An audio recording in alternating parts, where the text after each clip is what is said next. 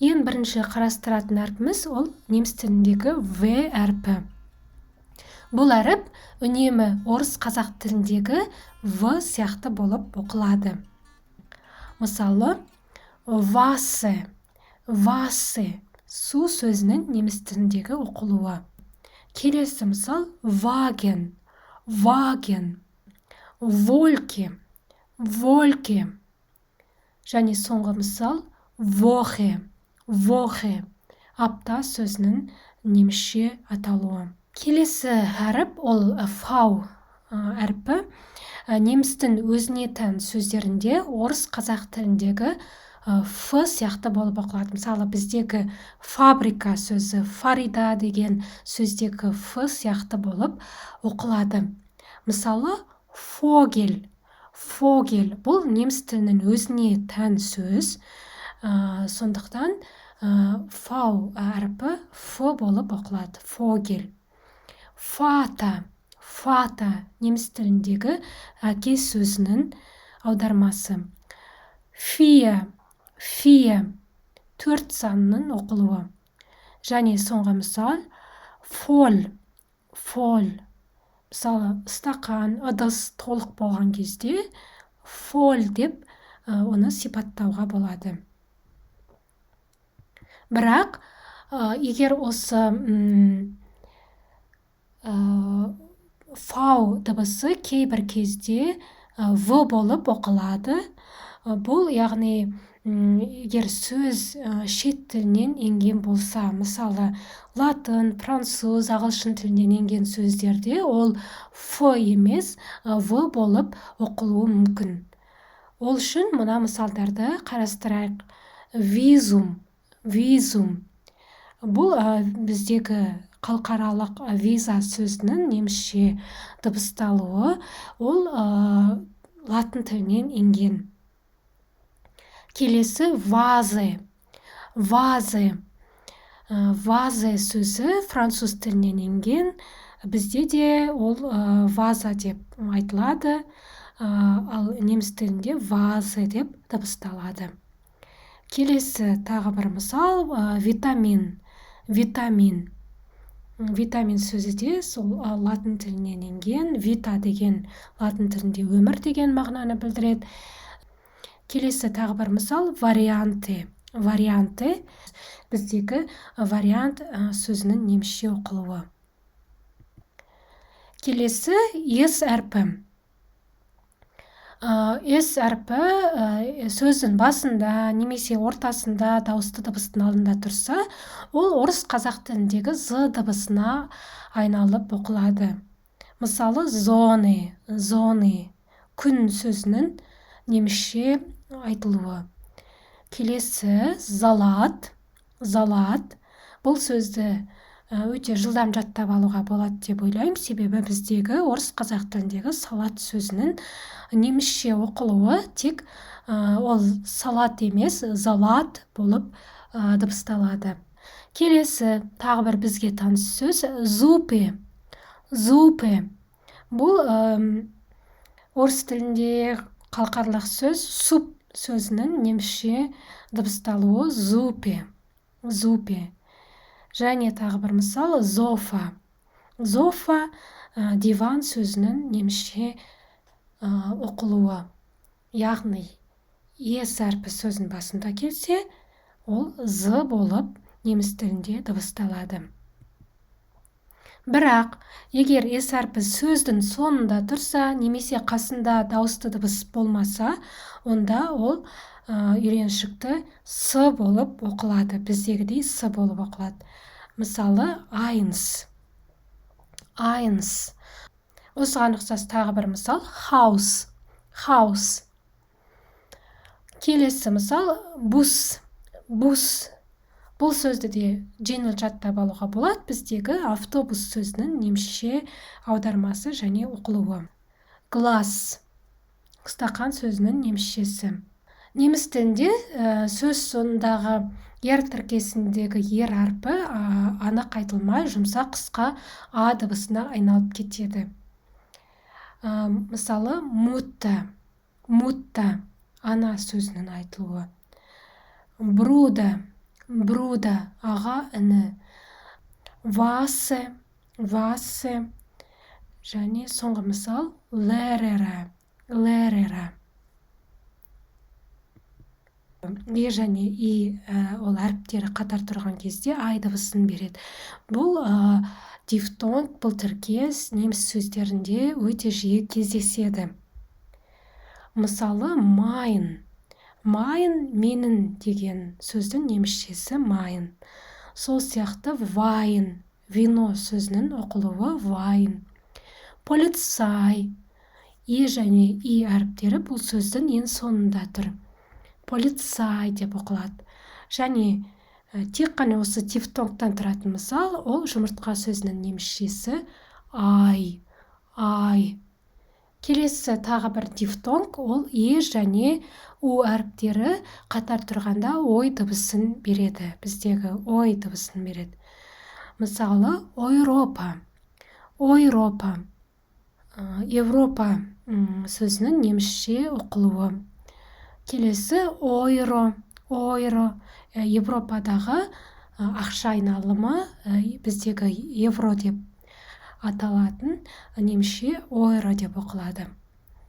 Досыңызды фройнд деп айтасыз немісше, фройнд. Және неміс тілі немісше дойч. Яғни е және у әріптері қатар тұрғанда ой дыбысын береді. Және тағы осыған ұқсас тағы бір дифтонг, ол а умляут пен удың қатар тұрған кезінде ой дыбысын беруі. Бұл көп жағдайда зат есімдердің көпше түрінде қолданылады. Мысалы, бойме ағаштар, хойза үйлер, мойзе тышқандар, фейкойфа сатушы. Неміс тілінде зат есімдердің барлығы бас әріппен жазылады. Сөйлемнің ортасында келсе де, басында келсе де, соңында келсе де, неміс тілінде зат есімдер барлығы бас әріппен жазылады. Бізде мысалы мектеп, душ, үстел, балық деген сөздер ол сөйлемнің ортасында келсе кіші әріппен жазылса, неміс тілінде үнемі бас әріппен жазылатындығын есте сақтаңыз. С, және х әріптері қатар тұрған кезде бір ғана ш дыбысын береді. Біздегі ш дыбысын береді. Мысалы, шуле, мектеп сөзінің немісшесі. Келесі душе, қалқаралық душ сөзінің немісше оқылуы душе. Тиш, үстел сөзі, және фиш, балық сөзінің немісшесі. Келесі тіркес, ол С және Х әріптерінің бірігіп, біздегі халық, хат дегендегі х дыбысына өте ұқсас дыбысты беруі. Махен, бұл неміс тілінде ең жиі кездесетін етістік. Махен. Келесі мысал, кох.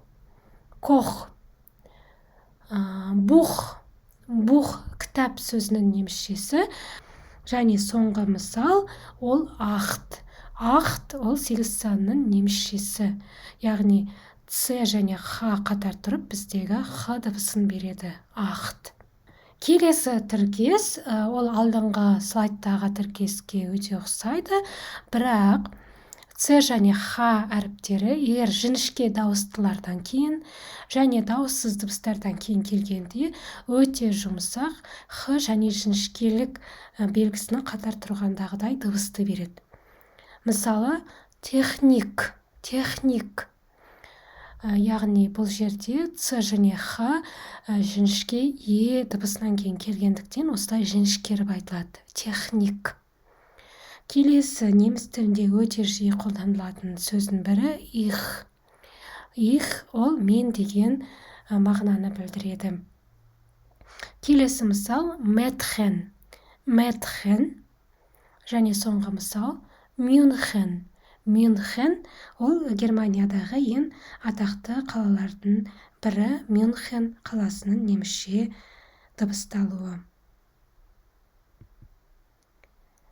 Келесі мысал ол х әрпі. дауысты дыбыстардан кейін оқылмайды, тек алдында тұрған дауыстының созылыңқы екенін білдіреді.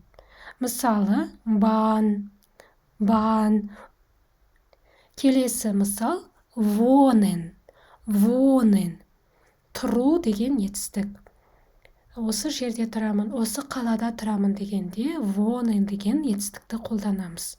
Келесі, шу, шу, аяқ киімді айтамыз. Яғни х бұл жерде дыбысталмайды. Гейен, гейен, бару, жаяу жүру деген мағынаны білдіреді. Келесі тағы бір мысал, тіркес, ол и және е әрпінің тіркесі. Бұл жерде бірінші тұрған и әрпі өзінен кейінгі е әрпін жұтып қояды да, и болып созылып айтылады. Мысалы, бине, бине. Біз либен, либен, жақсы көру деген мағынаны білдіреді. Зи, зи, сіз деген мағына, және фия, фия, 4. Яғни бұл жерде 4 мысалда да байқаған боларсыз. И-дан кейінгі е дыбысталмайды, бірақ жаңағы и өте созылып айтылады. Келесі өте қызық мысал, ол с және т және с және п әріптерінің бірігіп тіркесіп ш, т және ш, п болып оқылуы. Мысалы, штудент, штудент. Біз студент деп немісше айтпаймыз, штудент деп айтамыз. Шпорт, шпорт. Штат, штат, қаланың немісшесі, және шпигель, шпигель.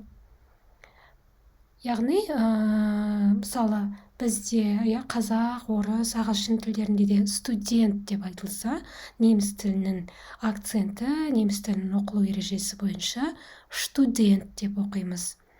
Спорт сөзі, шпорт, және штат және шпигель де осы ережемен ш, т және ш, п болып оқылады.